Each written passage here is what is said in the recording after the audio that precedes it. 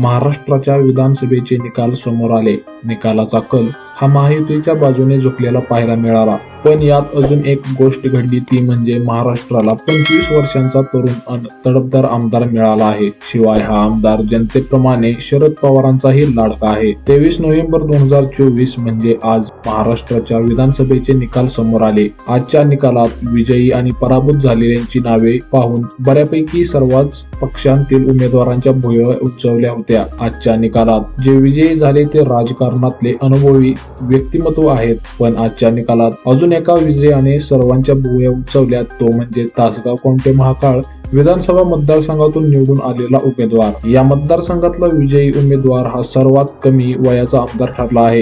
हा आमदार अवघ्या 25 वर्षांचा आहे. महाराष्ट्राच्या इतिहासातील सर्वात तरुण आमदारांपैकी एक आमदार यंदाच्या विधानसभेमध्ये निवडून आला आहे. या आमदाराचं नाव रोहित आर पाटील असं आहे. विशेष म्हणजे अवघ्या 10 जागा जिंकणाऱ्या राष्ट्रवादी काँग्रेस शरदचंद्र पवार पक्षाचा हा आमदार आहे.